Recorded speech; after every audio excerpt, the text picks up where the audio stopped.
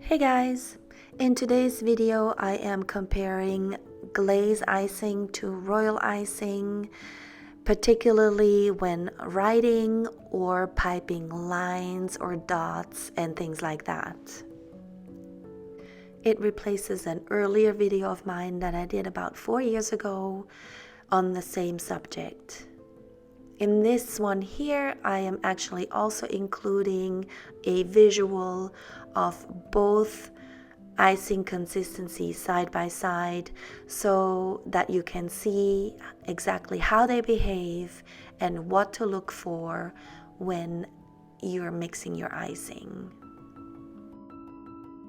This should be super helpful for those of you who are new to glaze or for those who want to switch over from royal icing.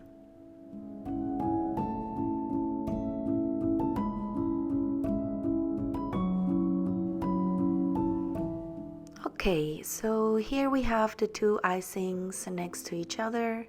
On the right side, you can see the royal icing in the slightly lighter shade of pink, and on the left side you have glaze icing. So right off the bat, when looking at the two icings side by side, you can see that royal icing looks more matte and a little bit stiffer, whereas the glaze icing is smooth and has more of a shine to it. And for those of you who don't know what the difference is between the two icings, it's simple. Glaze does not contain any egg products. So there's actually just powdered sugar, water or milk, corn syrup, flavoring, and some white food color. And if you are curious to know how to make glaze icing, I have a great new updated video on my channel, which I will link down below in the description box, and I will also put a card up in the corner here for you that you can click. But don't click it now, watch this video and then go and watch the other one next. So now that I've stirred it, you can tell that this icing is actually fairly thick. When I move it around, it pretty much stays put. Now let's go back to royal icing and stir that up. And although it looks a lot thicker than the glaze before we stirred it, it is actually quite soft in comparison.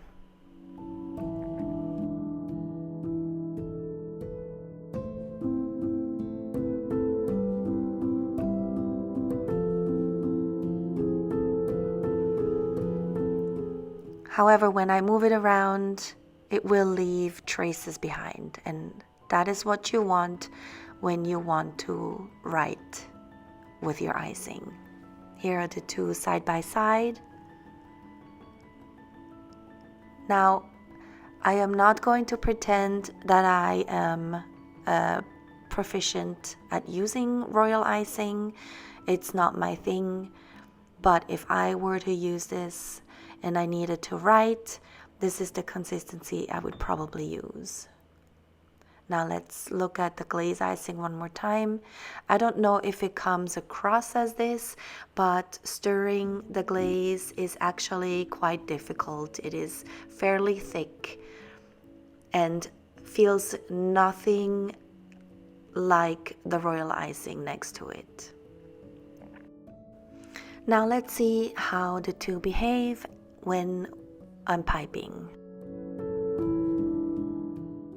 You can pretty much achieve anything with glaze if you have the correct consistency, and that's what it boils down to with pretty much anything you're trying to do when you're working with glaze. So that's where a lot of the frustration comes in people who have switched and don't really know anything about glaze. And so by showing you the two side by side, I hope that it will make it easier for you if you are choosing to make the switch. I am going to speed up the video here a little bit because I'm really only piping these few different things with royal icing so that we then have a chance to compare it to the glaze.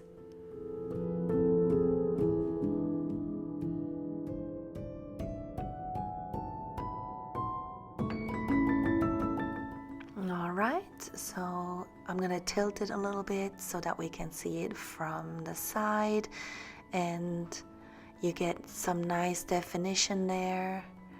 And that's what royal icing does, and that's what it's good for. It just holds its shape really well.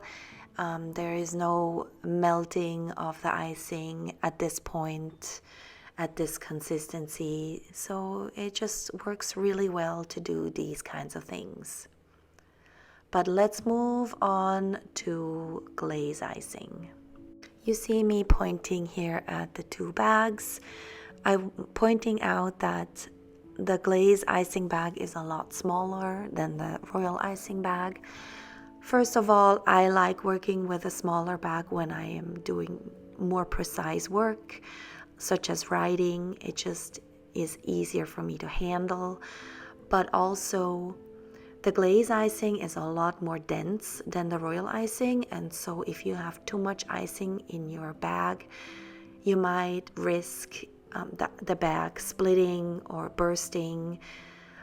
So one way to avoid that is to use less icing in the bag, and so that your whole fist can go around it and you can easily grip it.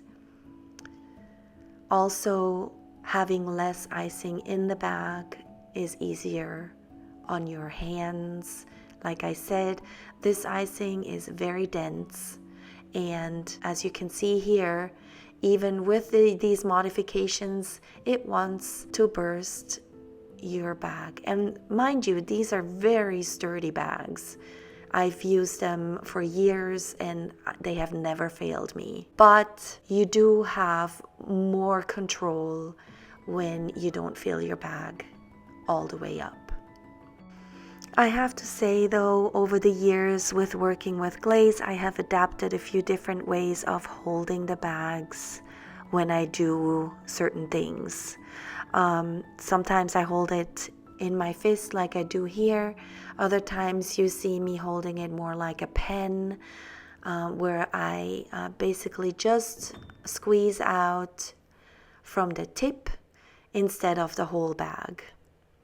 That not only saves my hands even more, but it is also more comfortable to work with for me personally.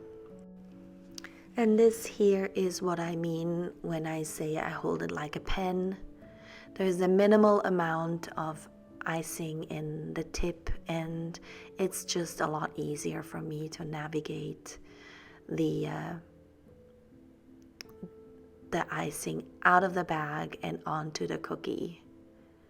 Of course, you know, if you have to go around a cookie or have to write a long word and you don't want to stop in between, this might be a little bit more difficult.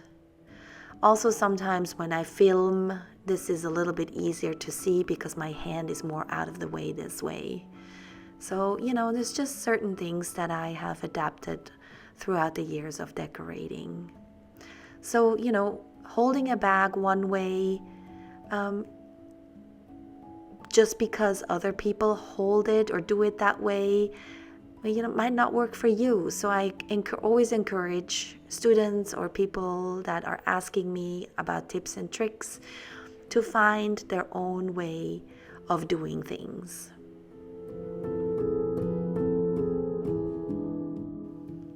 So far, the glaze is performing very nicely. I don't know if you can see that. I am going to bring you up closer in a second here so that we can have a look at what it looks like. All right. Right off the bat, you can tell that the glaze icing is a lot shinier than the royal icing.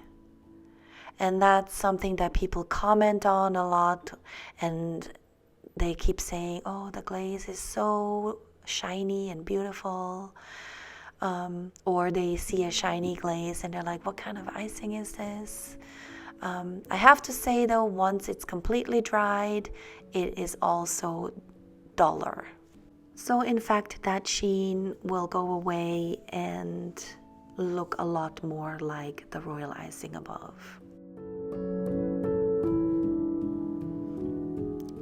I quickly want to do a couple of letters. We're not going to write the whole name, but I want to do a couple of letters, one with royal icing and the other one with glaze, so we can have again a direct comparison. But just a quick disclaimer, I am not very good at lettering and piping letters, so and filming piping letters is even more difficult because I constantly feel like my hand is in the way and people can't see. And so this is not my best performance ever. Okay, so this is the royal icing. And now let's do the same letter with glaze. And you can see again, I'm holding it like a pencil here. That's just a personal preference. And the reason why I'm using a scribe tool here is because the icing is going to have to go over the top of that loop. And so I wanted to make sure that the icing had enough time to settle before I go and pipe up top.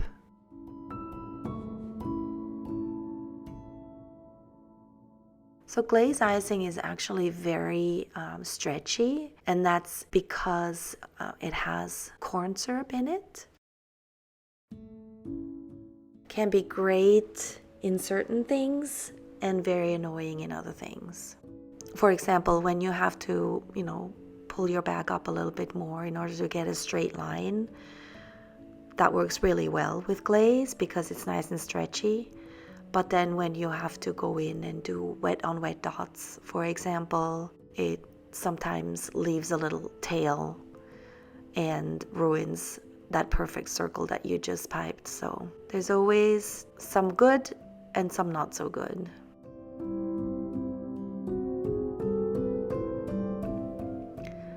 So bringing it up close, you can see I probably didn't do the best of jobs, but you get the idea.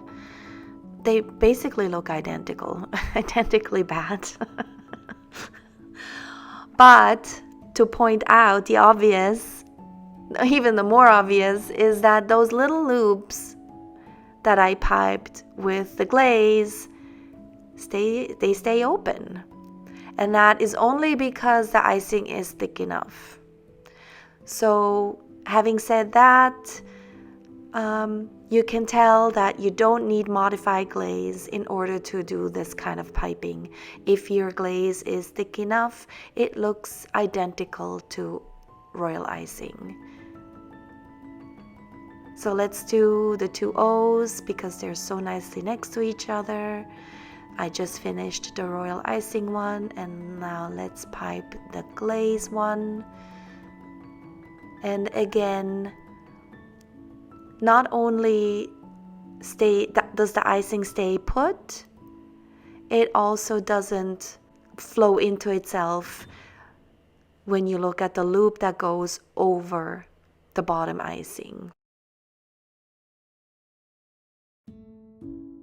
I know it looks closed, but when you look from below, that little opening there is actually open, as you can see right here. So it works very well.